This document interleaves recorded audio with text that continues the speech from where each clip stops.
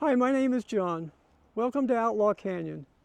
Outlaw Canyon is here in Mint Canyon on Sierra Highway. It's a property of about 14 3/4 acres. Hey, John. Hi. I just wanted to tell you thank you for having us all here today. And I was so excited when I first met you and you toured me around this beautiful, amazing property. And you have so many stories to tell. And so I think we should share that with the people who may be coming here to look at the property and the history that you've learned since you've been here and your enthusiasm. So I think you have to really come here and feel this property. And so I wanted to thank you for sharing whatever it is that you're about to share with us and your stories. Thank you for your nice words. You're welcome. One of the things about the stories is that Callahan, Robert Callahan, the man that built the place, was he was a real character, evidently.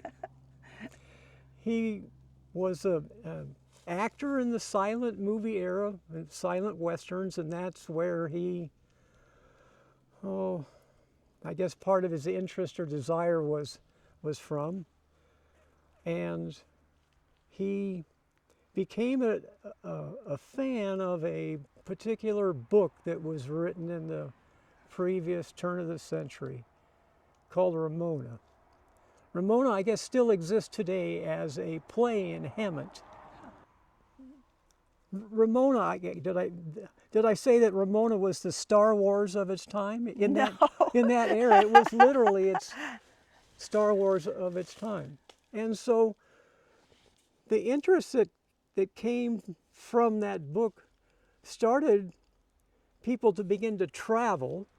Henry Ford had built them a Model T, so they now had an automobile to drive around in, and they could go to these places. And as it turns out, the woman that was the author of Ramona, I don't remember her last name right now, wrote a good bit of this book at Rancho Camulos on Highway 126, just this side of Piru. And so people wanted to see where Ramona was from, where she lived. These people didn't realize it's a novel. It's fiction. She Just didn't a live story. anywhere.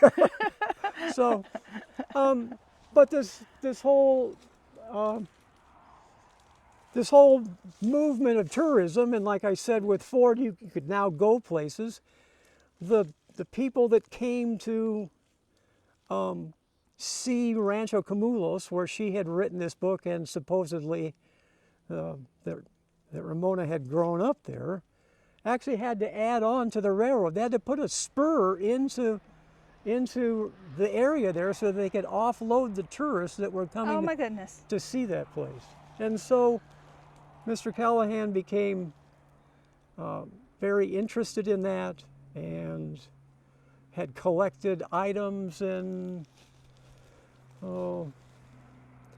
Western what we now call memorabilia or Western flavor or decorations and he he then built what we would now call a motel in West LA. I think I want to say on Sepulveda. I don't remember if that's true or not. And he built a theater that was decorated with all these Western items, and they put on shows there, Oh, wow. and it was a place that you could, go on vacation, drive to. Destination. There you go. It was, he was the first destination theme park, maybe. Ha. Would be the way to say that. And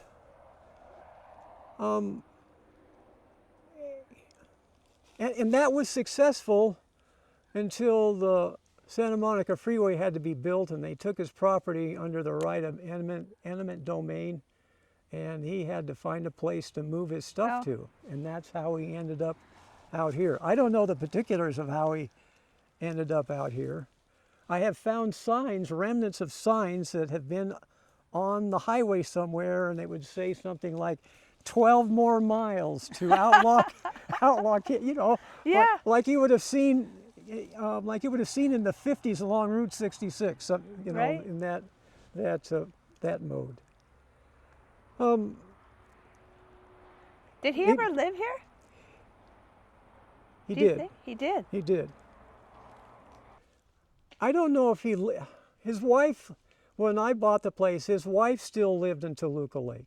Bob Hope was her neighbor, that kind of neighborhood. Oh, wow. So I don't know if he still lived in Toluca Lake.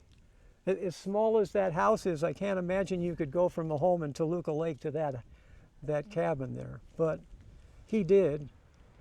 Unfortunately, Mr. Callahan was run over by the train in Newhall one day Oh my goodness. in his Cadillac. And he ultimately, Not a good way to go. no, he ultimately died of his injuries. And the stories Oh. I was told is that he lived here in that little house at the end of his life. Oh my goodness.